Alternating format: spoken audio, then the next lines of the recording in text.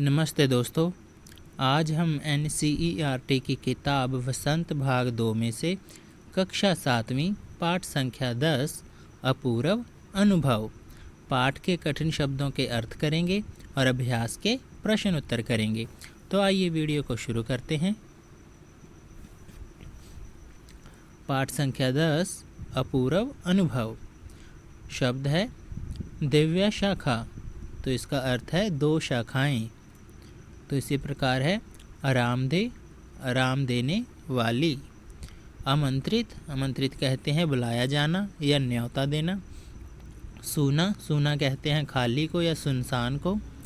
उत्तेजित, उत्तेजित कहते हैं जोश में आना, तो उत्तेजित हो जाना अर्थात जोश में आना। ठिठियाकर, ठिठियाकर का अर्थ होता है खिलखिलाकर, जैसे कहते हैं ठिठियाकर हंसना, तो खिलखिलाकर हंसना। धकेआना अर्थात धकेल देना या धक्का देना। छप्पर, छप्पर कहते हैं झोंपड़ी के ऊपर की छत को। इसी प्रकार तिपाई, तिपाई कहते हैं 3 पैरों वाली, जैसे तिपाई सीढ़ी होती है वैसे 3 पैरों वाली सीढ़ी कह सकते हो। तरबतर, तरबतर होता है भीगी हुई। धरने में, धरने में अर्थात रखने में। हुर्रे, तो हुर्रे जीत की खुशी व्यक्त करने वाला शब्द है। जब भी कोई जीत जाता है तो हुर्रे शब्द बोलता है। थामना, थामना कहते हैं पकड़ना। जोखिम, जोखिम कहते हैं खतरे को। झिझकता हुआ अर्थात संकोच करता हुआ। सुमो कुश्ती अर्थात जापानी पहलवानों की कुश्ती, तो जापान में जो पहलवान कुश्ती करते हैं उन्हें सूमो बोला जाता है, सूमो पहलवान। तो सूमो कुश्ती जो वो खेल खेलते हैं। अब हम अभ्यास के प्रश्न उत्तर करते हैं। प्रश्न संख्या 1, यास्की चान को अपने पेड़ पर चढ़ाने के लिए तोतो चान ने अथक प्रयास क्यों किया? लिखिए। उत्तर है यास्की चान को पोलियो था, इसीलिए वह किसी पेड़ पर नहीं चढ़ पाता था। यास्की चान के हाथ पैर इतने कमज़ोर थे कि वह पहली सीढ़ी पर भी बिना सहारे के नहीं चढ़ पाता था। उसे पेड़ पर चढ़ाने के लिए तोतो चान को परिश्रम करना पड़ा। तो हमको पता ही है कि जो यास्की चान है उसके शरीर पर पोलियो था, जिसके कारण उसके हाथ पैर दोनों कमज़ोर थे। वो किसी के सहारे के बिना कुछ भी नहीं कर पाता था, तो वो ना ही पेड़ पर पहली सीढ़ी पर भी नहीं चढ़ पाता था। इसीलिए जो तोतो चान है उसने उसे अपने पेड़ पे न्योता दिया और उसको अपने पेड़ पर चढ़ाने के लिए कठिन मेहनत की, जिसके फलस्वरूप वो आखिर में पेड़ पर चढ़ गया था। प्रश्न संख्या 2, दृढ़ निश्चय और अथक परिश्रम से सफलता पाने के बाद तोतो चान और यास्की चान को अपूर्व अनुभव मिला। इन दोनों के अपूर्व अनुभव कुछ अलग अलग थे, दोनों में क्या अंतर रहे? लिखिए। उत्तर है यास्की चान तथा तोतो चान दोनों के अनंत पेड़ पर चढ़ने में सफलता मिली, परंतु दोनों की सफलता का अनुभव अलग अलग था। यास्की चान का लक्ष्य पेड़ पर चढ़ना था, परंतु तोतो चान का उद्देश्य यास्की चान को पेड़ पर चढ़ाना था। यास्की चान को खुशी मिली तो तोतो चान को संतुष्टि। तो जैसे कि हम जानते हैं कि तोतो चान और यास्की चान दोनों मित्र थे, तो तोतो चान ने यास्की चान को अपने पेड़ पे निमंत्रित किया था, परंतु यास्की चान को पोलियो होने के कारण वो पेड़ पर चढ़ने में असमर्थ था। तो इसलिए दोनों का अपना अपना जो अनुभव था वो अलग अलग था। तो जो यास्की चान था उसका जो लक्ष्य था वो था पेड़ पर चढ़ना, लेकिन तोतो चान का जो लक्ष्य था वो तो यास्की चान को पेड़ पर चढ़ाना था। तो इसलिए वो पेड़ पर यास्की चान को चढ़ाने के लिए उसने बहुत मेहनत की। मेहनत करने के फलस्वरूप जब वो पेड़ पर चढ़ गया तो यास्की चान को तो खुशी हुई पेड़ पर चढ़ने के बाद, लेकिन जो तोतो चान थी उसे संतोष हुआ, संतुष्टि हुई कि आखिर उसने अपने दोस्त को अपने पेड़ पर निमंत्रित कर ही दिया था, आमंत्रित कर ही लिया था और उसको चढ़ाने में मदद भी करती थी और कठिन परिश्रम के बाद दोनों को सफलता मिली थी। प्रश्न संख्या 3, पाठ में खोज कर देखिए कब सूरज का ताप यास्की चान को और तोतो चान पर पड़ रहा था। वह दोनों पसीने से तरबतर हो रहे थे और कब बादल का एक टुकड़ा उन्हें छाया देकर कड़कती धूप से बचाने लगा था। आपके अनुसार इस प्रकार परिस्थिति के बदलने का कारण क्या हो सकता है? उत्तर है, जब यास्की चान और तोतो चान एक तिपाही सीढ़ी के द्वारा पेड़ की दिव्य शाखा तक पहुंच रहे थे, तब सूरज का ताप उन पर पड़ रहा था। उन्हें काफ़ी पसीना आ रहा था।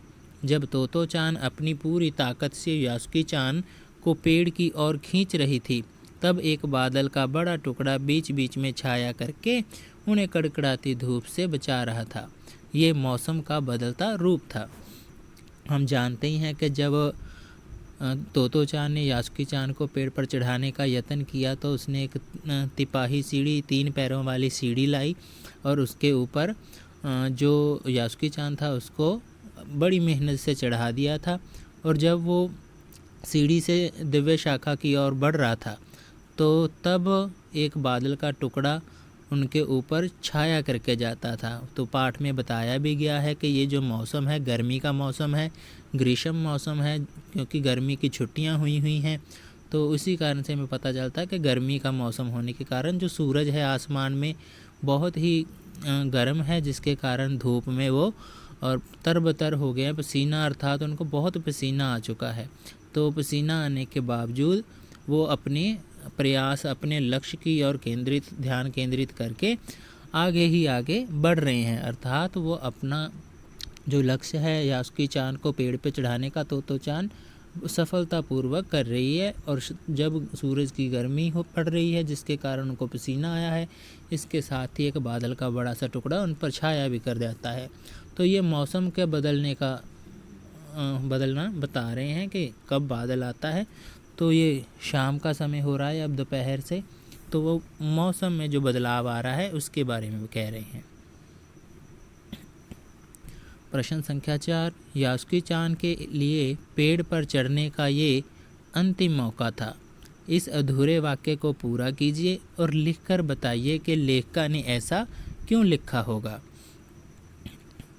उत्तर है, यास्की चान के लिए पेड़ पर चढ़ने का ये पहला और अंतिम मौका था। लेखिका ने ऐसा इसलिए लिखा होगा क्योंकि यास्की चान के लिए स्वयं अपने बल पर पेड़ पर चढ़ना संभव नहीं था और तोतो चान इस तरह झूठ बोलकर इतनी मेहनत से हमेशा उसकी मदद नहीं कर सकती थी। तो जो तोतो चान थी उसने यास्की चान को अपने पेड़ पर आमंत्रित किया था, न्योता दिया था आने का, परंतु वो उसने यास्की चान के भी माता पिता से ये बात छुपाई थी और अपने माता पिता से भी ये बात छुपाई थी। तो उसने झूठ बोला कि वो उससे मिलने जा रही है, तो वो झूठ बोलकर यास्की चान को अपने पेड़ पर आमंत्रित कर रही थी, अर्थात चढ़ाने के लिए बुलाकर लाई थी। तो ये झूठ उसने यास्की चान के लिए बोला था, लेकिन वो और यास्की चान को जब चढ़ाया तो उसने बहुत सारी मेहनत की, उसको सीढ़ी खींच कर लाई, फिर 3 पैरों वाली सीढ़ी लाई, उसको बड़े मेहनत करके उसको ऊपर चढ़ाया। क्योंकि जो यास्की चान था तोतो चान से वैसे तो 1 साल बड़ा था, लेकिन उसके शरीर पर पोलियो होने की वजह से वो उससे काफ़ी बड़ा लगता था। तो छोटी उम्र में भी उसने बहुत ही मेहनत करके अपने दोस्त को उसके ऊपर चढ़ाया था। तो इतनी मेहनत वो हर बार नहीं कर सकती थी। तो इसीलिए जो लेखिका है उसने ये बात कही है कि यास्की चान के लिए पेड़ पर चढ़ने का ये पहला और आखिरी मौका था, क्योंकि जो यास्की चान था उसके शरीर पर पोलियो की वजह से वो इतना कमज़ोर हो चुका था उसका शरीर कि वो स्वयं किसी के सहारे के बिना पहली सीढ़ी के पहले कदम पर भी नहीं पहुंच सकता था।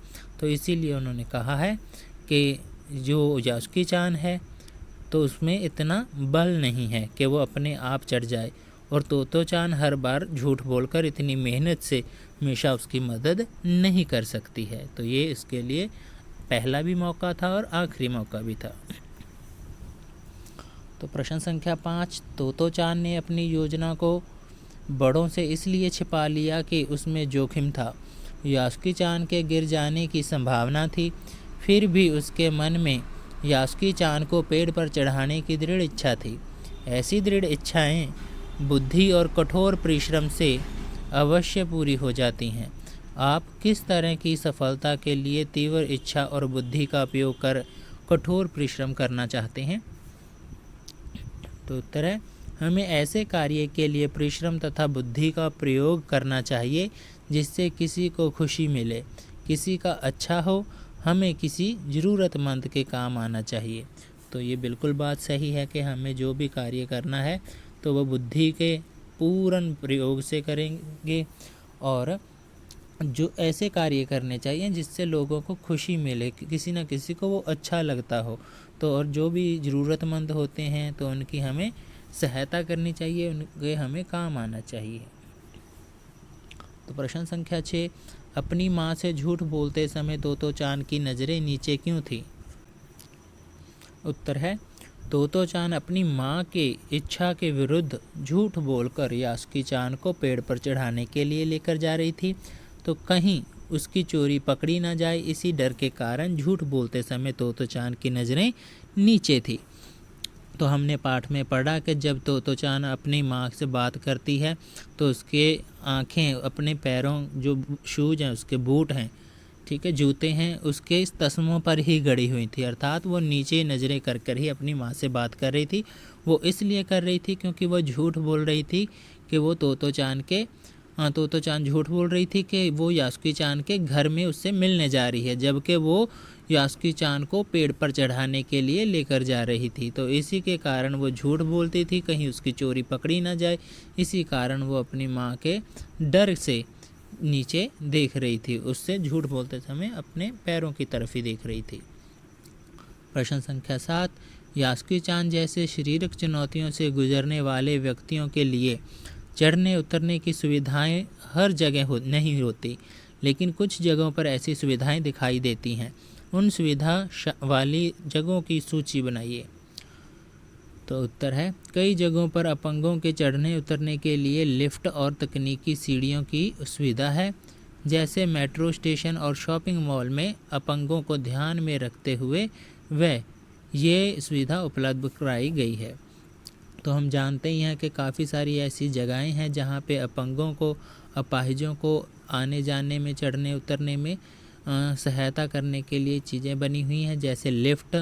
तो अस्पतालों में या ऊंची बिल्डिंगों में या शॉपिंग मॉल में जहाँ भी हम देखेंगे लिफ्ट का प्रयोग होता है, तो वो इन्हीं के लिए होता है, जो भी अपंग होते हैं या बीमार होते हैं या बुजुर्ग होते हैं, तो उनके लिए ये लिफ्ट का प्रयोग होता है। इसके अतिरिक्त तो सीढ़ियाँ होती हैं, इलेक्ट्रिक सीढ़ियाँ, अर्थात बिजली पे चलने वाली जो सीढ़ियाँ होती हैं, अपने आप ऊपर नीचे होती रहती हैं, उस पर वो भी इन्हीं की सुविधा के लिए होती हैं। इसके अतिरिक्त स्कूलों में देखेंगे हम, या कॉलेजों में, या किसी भी सरकारी दफ्तरों में या रेलवे स्टेशनों पर, तो एक तो सीढ़ियाँ बनी होती हैं, लेकिन एक ढलान सी बनी होती है।